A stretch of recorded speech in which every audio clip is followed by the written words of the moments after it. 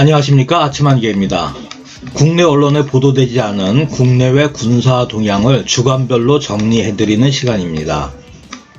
언론에 이미 보도된 내용과 제 방송을 종합해보시면 한 주간의 군사 동향을 대강적으로 짐작하실 수 있으실 겁니다.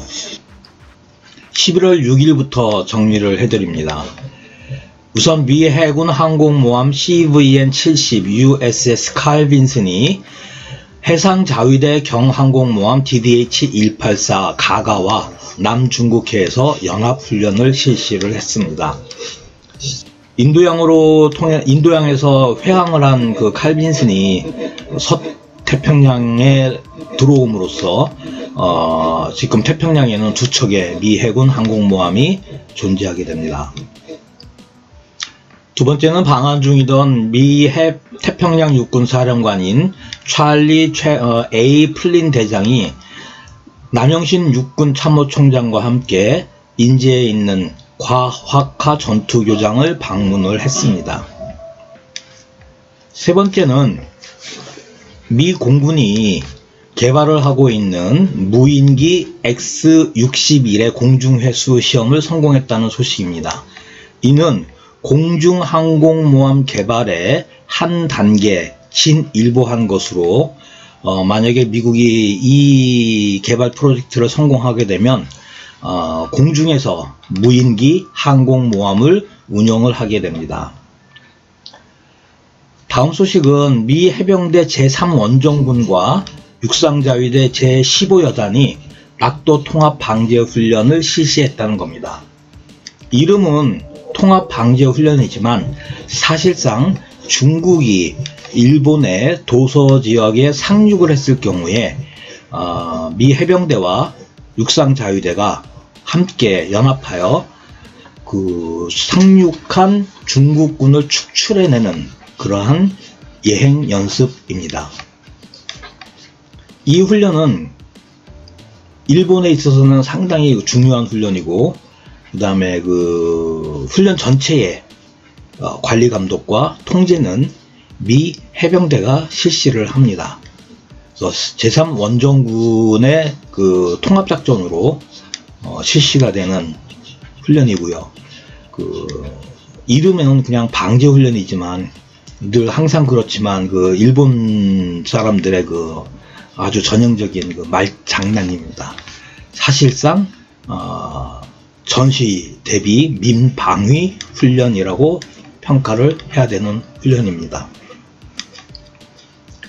11월 7일에는 그 아주 독특한 그 뉴스가 외신에 떴습니다. 그 중국이 신장 위구르 자치구 내에 있는 타클라마칸 사막 한가운데에 미 해군 항공모함과 알레이버급급 전투함의 실물 크기의 표적을 만들어 놓고 거기에 대해서 그 공격 훈련을 하는 것이 막서 상업 위성 사진으로 그 확인이 된 내용이 보도가 되었습니다. 두 번째는 그 미 해군 고위층이 그 한국을 방문을 한 것 같습니다. 그 미 해군 성이 운영을 하는 그 걸프스트림 C-37A라는 그 항공기가 7일하고 8일 사이에 비공개로 한국을 다녀갔습니다. 그 항적 추적 사이트 플레인 파인더로 확인이 된 건데 7일날 하와이를 출발해서 오산에 착륙을 했고 8일 오산을 출발해서 일본 요코타로 나갔습니다. 그리고 9일 요코타에서 하와이로 되돌아갔습니다. 그 기체 등록번호는 166375이고 그 제조사 일련번호가 657인데 미 공군 65 항공수송 비행대가 관리를 하지만 미 해군성이 운영하는 기체입니다. 11월 8일에는 베트남 정부 소속 항공기가 방한했습니다. 그 엠브라에어 ERJ135BJ 리제시 600이라는 기체인데 등록번호는 VNA268이고요. 11월 8일 인천공항에 도착을 했다가 9일날 인천을 출발해서 대만을 거쳐 베트남으로 되돌아갔습니다. 두 번째는 미 육군이 전술핵을 운용을 하던 제56 미사일 사령부를 재창설을 했다는 내용입니다. 이 56 미사일 사령부는 전술핵 투발수단이던 퍼싱2 탄도미사일을 운영을 하다가 해체됐던 부대인데 11월 8일 재창설을 했습니다. 향후에 극초음속 무기를 운용을 한다고 합니다. 중국 공군기 세대가 대만 방공 식별구역을 침범을 했습니다. J-11 전투기 2대와 KJ-500 공중조기 경보기였습니다. 중국이 거의 매일 하루도 빠짐없이 대만의 방공 식별구역을 침범을 하고 있습니다. 양안의 군사적 긴장도가 가라앉을 그런 조짐이 전혀 보이질 않습니다. 9일에는 미태평양 사령관이 일본의 나하기지, 아마미기지, 요나구니 주지 등 자위대의 부대를 방문을 했습니다. 그래서 일본의 자위대 통합 막료 부장하고 같이 난세이 제도에 있는 자위대 기지를 전체적으로 한번 방문을 하고 점검을 하는 그런 행보를 가졌습니다. 그 다음에 중국 공군기가 또 대만 방공 식별구역을 침범을 했었는데요. Y8 정찰기하고 Y8 대잠 초계기, 그 다음에 J-16 전투기 4대가 동원이 되었습니다. 10일은 조금 양이 많습니다. 우선 미공군 제437 항공수송 비행단 소속의 C-17 수송기가 한국에 들어왔습니다. 그래서 오산 공군기지에 착륙을 했었고요. 근데 이 기체는 찰스톤, 그러니까 노스캐롤라이나주에 있는 찰스톤 합동기지에 주둔을 하는 부대인데 상당히 먼 거리를 비행을 해서 대한민국 오산에 들어왔습니다. 같은 날 RC-135W 리벳 조인트가 한반도 상공에서 식별이 되었습니다. 등록번호는 62-4130이고 식별지역은 인천의 서해 앞바다에서 일단 식별이 되었습니다. 같은 날 KC-135T 스트라토 탱커라고 하는 공중급유기가 제주도 상공에서 확인이 되었습니다. 미 본토 워싱턴주에 있는 페어차일드 공군기지에 주둔을 하는 제92 공중급유 비행단 소속의 기체입니다. 등록번호는 58-0095이고요. 워싱턴주에 있던 기체가 대한민국 제주도 상공에서 발견된 게 특징이라고 할 수 있겠습니다. 해군의 울산급 배치2의 제4번 함인 동해함이 취역을 했습니다. 취역식은 진해에 있는 해군 제8 전투훈련단에서 있었고요. 2022년 중반에 작전 배치가 될 예정이라고 합니다. 중국 공군기가 또 6대가 대만 방공 식별구역을 침범을 했었고요. J-10 전투기 2대, J-11 전투기 2대, Y9 전자전기, 그 다음에 KJ-500 공중조기 경보기가 이렇게 동원이 되었습니다. 11월 12일에는 대한민국에 특별한 일은 없었고요. 중국 공군기가 이제 4대가 대만 방공 식별구역을 침범을 했었고요. 특이한 거는 이제 엘린트, Y8 엘린트 이 전자전 정보 수집기죠. 가 이제 식별이 되었고, Y9 전자전기, 그 다음에 Y8 정찰기, 그 다음에 Y8 대잠 정찰기, 이렇게 동원이 돼서 대만 방공 식별구역을 침범을 했습니다. 지금 4일 연속 침범을 하고 있는 상황입니다. 12일에는 특이 상황으로 중국 해군 수상함 3척이 일본 오키나와 남단에 있는 미야코 해역을 통과를 해서 서태평양에서 그 동중국해로 진입을 했습니다. 그 타입 052D 루양 3급이라는 구축함인데 그 DDG 155번 난징 함함과 타입 054A 지안카이 2라고 부르는데요. FFG 578 양조함, 그 다음에 타입 093A 후치급 보급함 AOL 966 가오류호함 이 세 척입니다. 이 세 척은 지난 5월 달에 동일 해역을 통해서 서태평양으로 진출을 했다가 근 5개월 만에 다시 그 동진하해로 복귀를 한 그 수상 전대입니다. 그래서 어디에서 활동을 했는지 현재 확인은 되지는 않고 있습니다. 12일날 그 미국이 아주 특별한 움직임이 있었습니다. 그 미 해군 병원선인 TAH-19 USNS 머시함이 긴급 배치 훈련인 머시 EX-21-4를 마치고 샌디에고항을 입항했다고 합니다. 이 병원함은 전략자산입니다. 그 미국은 이제 원정 전쟁을 치르기 때문에 대규모 전쟁이 일어나게 되면 부상자들을 이제 후송하기가 어려우니까 그 바다에 저런 대형 그 병원선을 정박을 시켜놓고 헬기로 부상자들을 이제 병원선으로 수송을 해서 그 수술을 하거나 이제 외과 치료를 하게 됩니다. 그래서 그 이 두 척이 있는데요.